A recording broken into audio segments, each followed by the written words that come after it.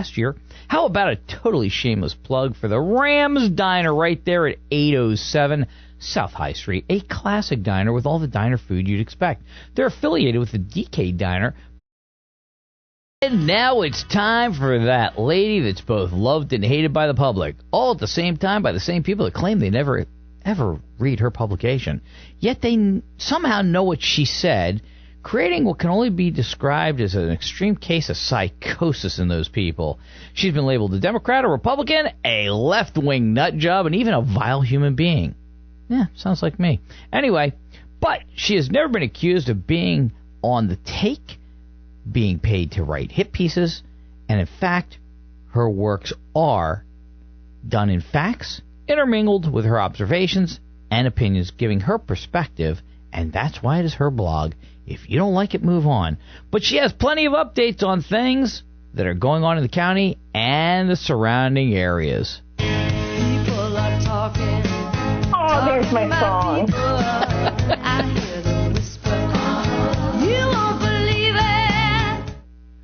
Welcome, Carla from Chester County Ramblings. How'd you like that introduction? I love it, and I love, being reminded of the fact that some people think I killed Santa Claus and the Easter Bunny, depending on what day of the week it is. Yeah, listen, you can have your opinion. What? Oh, no.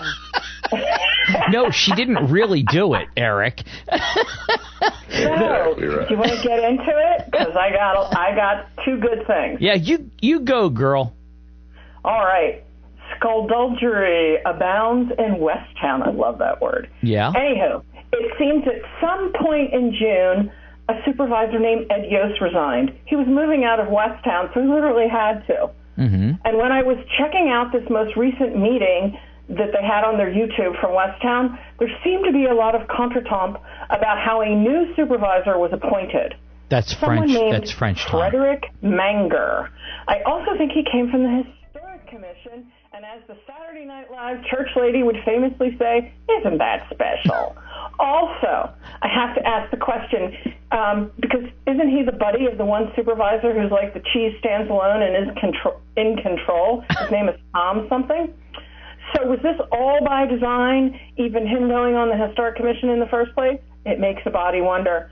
And the supervisor who never seems to be able to leave Westtown might not like my questions, but there's nothing illegal about them. Hey, I got a question for you. An article came out in the Philadelphia Inquirer, a giant aha moment, truly. According to the article, there's also an email that went out to this volunteer board saying that basically the supervisors were going to vote on the removal of the entire Historic Commission forthwith, and they were being told that as a courtesy. That's a great courtesy. Mm-hmm. Apparently, this was all stated in an email shared with the paper that was from the township manager, Ludmilla Carter, the one in the meeting recordings who always sounds like Yvonne from the Bullwinkle cartoons. No, not Yvonne. Not Yvonne. It's, what is it, Tom? It's, Boris and Natasha. Moose and squirrel. Moose and squirrel. Yeah. Okay. So now that we've got that out of the way, I knew it was like Yvonne. Whatever. Same difference. Yvonne's her cousin from another mother. There you go. So it seems like they are planning a public lynching at the next supervisors meeting, and that some upcoming Historic Commission regularly scheduled meeting has also been canceled by Westtown Township. And, but if they really wanted to keep their volunteer positions, they could reapply for it.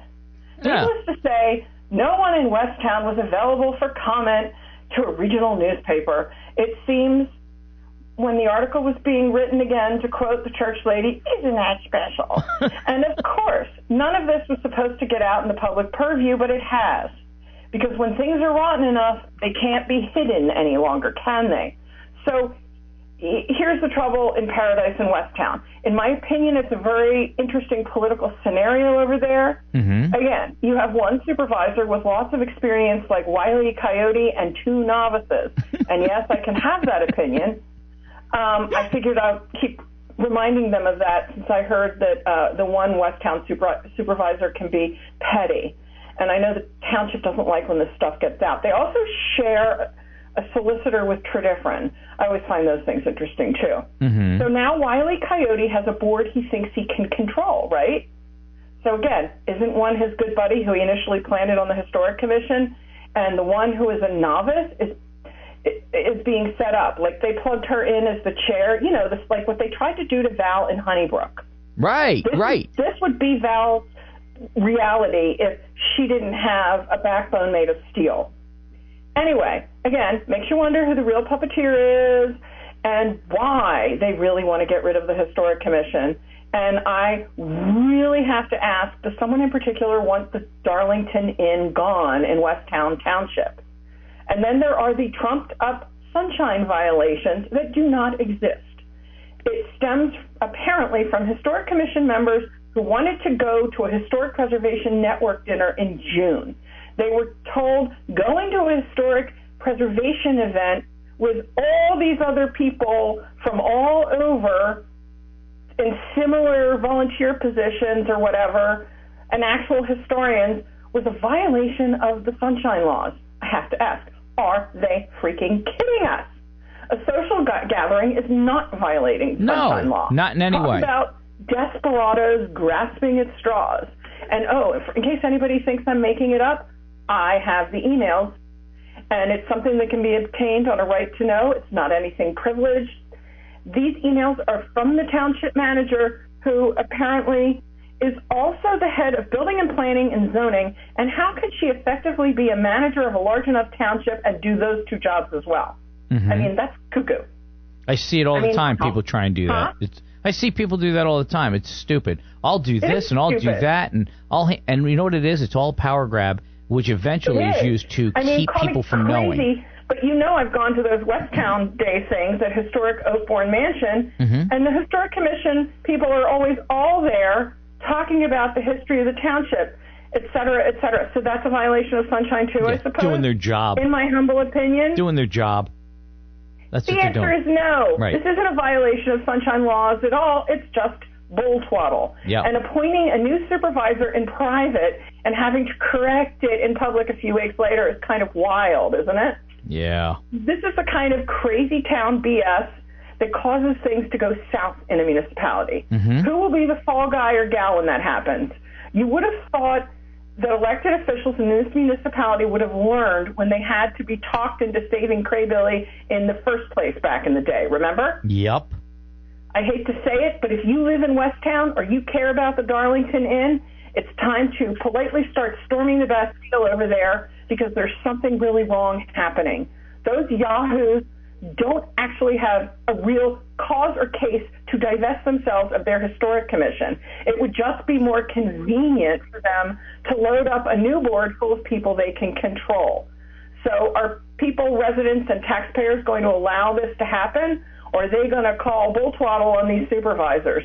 Maybe two of these supervisors are the ones who should be replaced. Okay? I have an endless curiosity with odd politics. And this is just fascinating. I mean, it's getting to the point, people, that you have to wonder what municipality has not lost its darn mind in Chester County. Now, I'm going over to East Whiteland Township, Chester County, which is just a place where these days it honestly feels government pays lip service for every bad thing that happens. I feel like we're just banking left. Some people just ignore us altogether, like State Representative Christine Howard. Who? She literally does nothing, says nothing, never shows up for anything in her district, good, bad, or indifferent. But she is BFS now with neighboring state rep Danielle Friel-Otten, whom people elected as a pipeline activist. And that didn't last long, because she just wanted to sit at the popular kids' table in Harrisburg and is a sellout. So I guess where I'm getting now is I don't understand how anyone thinks this data center being proposed, approved, whatever you want to call it, or any data centers are okay. I don't especially in these, across from like all these residential neighborhoods. I also don't understand one of the East Whiteland supervisors, after finding a video from NBC 10 interviewing him. East Whiteland supervisor Peter Fixler, in his day job, according to this interview, and I looked it up, is the lead arborist for Morris Arboretum, owned by the University of Pennsylvania. Now, he's only one of 3 supervisors, but like with many other municipalities, you have at least one who thinks data centers are wonderful. And the hypocritical tree hugger in that video from NBC 10, which you can find on YouTube, is the one in East Whiteland. Does that mean that Morris Arboretum and the University of Pennsylvania are pro-data centers? Makes you wonder. But the rest of the East Whiteland Board, it's like they're doing fear-based governance. They're so afraid about what might happen to them that they're not thinking about what will happen to all of us, them included, and aren't they allowed to have that opinion? Shouldn't the courage of your convictions mean something when you're an elected official? I mean, if you can't stand up for the people who elected you, then why are you in office? What are you getting out of it? I'm sad. And I'm sad that we don't matter in many of these municipalities. I'm sad that our local environment literally doesn't matter. And I'm fearful with data centers we will run out of water and not be able to afford our power because we're already seeing the increases in our bills because of data centers.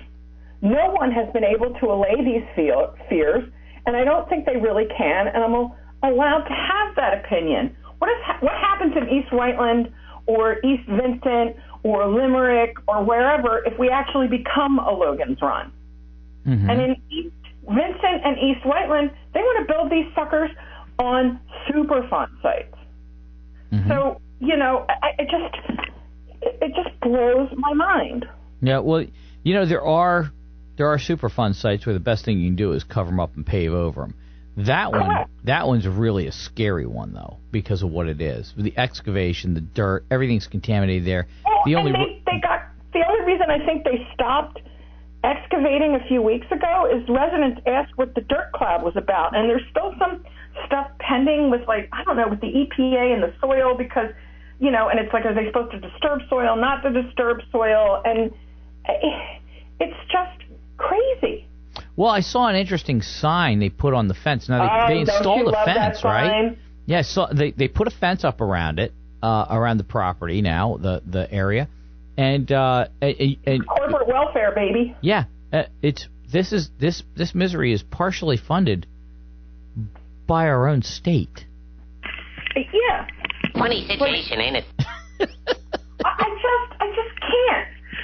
And then you've got all the data centers being proposed in King of Prussia and Plymouth and West Conshohocken, and none of that is far from the Chester County borders with Tredyffrin, et cetera. Right. No, it's crazy. It really is. And look, I will tell you, I am not, and I've said this before, I'll say it again, I'm not anti-data center. They can't go where populations are. It's like dropping a landfill in the middle of a population. You just don't do it. You got to put it someplace further out where it's not affecting people. The thing about East Whiteland that I know you learned the other day is they put in through this other thing called field changes. And it's like every time you turn around, there's a change to the plan. They have never actually begun the one they got approved for, and then you have to ask, would they actually be able to build that? Or does the new developer partner, the dude from New York, does that what he really wants? And then there were neighbors that had, filed zoning challenges and stuff like that, and I don't really know what happened. It was some kind of chilling effect thing, and all of a sudden litigation's being withdrawn, and these aren't people that care about our community. And the one developer from Green Fig, Charlie Ledane, he lives in Willistown. Would he like this in his front yard? Yeah, right. That's always the question, right? Would you want to live next to it? No. He's the one that initially wanted the hydrogen hub in West Whiteland, literally next door over the border from where this one data center has been approved, but then there's all the change orders and the this and the that and the why isn't it a new plan, and nobody can answer those questions. And it's just in my opinion, I think they could say no. And I was standing outside in my garden yesterday looking at the weird alien haze from the Canadian wildfires, and I'm like, this is our future, and then we'll hear humming in the background. Well, I will tell you that a lot of these supervisors or councilmen, if it's a borough or a city, they get really worried because after they approve something and then they try and take it back on a technicality of some sort, or even if it was lied about or whatever, the lawsuits start flying, and then they get personally sued. And it becomes frightening because it can leave somebody destitute because of those lawsuits. Yeah, and I figure I'll tell your listeners that on July 22nd at 7 p.m. on Zoom, there is going to be a call with State Senator Katie Muth and Megan McDonough, who's the Pennsylvania State Director of Food and Water Watch, about big data, local impact, understanding the data center boom in PA. And you can go to like Food and Water Watch's page or Katie Muth's page. It's all over if you want to sign up and listen. And, you know, these are arguably the two biggest champions that anybody in Pennsylvania has in this data center fight. So, I don't know. I mean, I know I've thrown a lot at you. It's just, I just can't. Like, these municipalities, they need to find where they left their BALLS, okay? Just saying. Yeah, good thing I can't spell. Good thing you can't spell. Very funny. No, you know what? You've hit a lot of things, and they're all true. And look, bottom line, a lot of this comes down to one thing, Carla. People do not attend their municipal meetings. They don't go to these things. They don't pay attention to what's going on around them until it's too late, and then it's too late, right? So now they have to. It costs more. It's more of a problem. It's a big. Listen, nobody really knew what was going on until they came back for the second bite at the apple to go for the bigger, badder data center. And all of a sudden, then people lost their minds. Well, listen, you got a homeowners association. Somebody in that homeowners association should be appointed from every homeowners association to go pay attention to township meetings. Well, it's funny you say that, because when this started, and we were trying to get the word out initially when the data center was just first proposed, it makes you wonder who talked to the homeowners association across the road and whatever first, because there was like no reaction from them. And I kept thinking to myself, I can't believe they're going to want this across the road from them. Yeah, you're right. And I just think somebody told them, oh, it'll be fine. It's just an industrial building. It's just an industrial building. But here's the good news. You know, that toxic waste dump over there, don't worry about that. That's all going to get covered over. You won't have to worry about it ever again. Well, and that still has plumes. Oh, sure. You know, sure and face it, East Whiteland's got a lot of toxic stuff. Let me tell you something. And then close enough to Foot Mineral, let's not forget about Hujimagabi, East Pikeland, and the Kimberton Superfund site, which has always been a great mystery because they don't like talking about that over there. And I don't trust them as far as you can throw them. Talk about an insular government where the chair of the supervisors has been there too long. Yeah, East Pikeland? Yeah, East Pikeland's a mess. It is. It is. And but if you really dig down into it, I'd be hard pressed to say that 50% of the local governments really have their stuff together. I don't even think it's that many. The thing is that you have a lot of very good intentioned people who don't have the institutional knowledge because they haven't lived there long enough. And a lot of people, they're moving on, they're moving out. I've actually heard it said in townships where they say, we don't want the old guard in there because we need to start fresh. Well, if you don't know the history on things, you're bound to make the same mistakes over again. So the minute they do that, it's bad. Clean the decks and start over, but know what you're dealing with. Know what you're dealing with. Know your history. Look, there's things I've seen in townships that have been changed.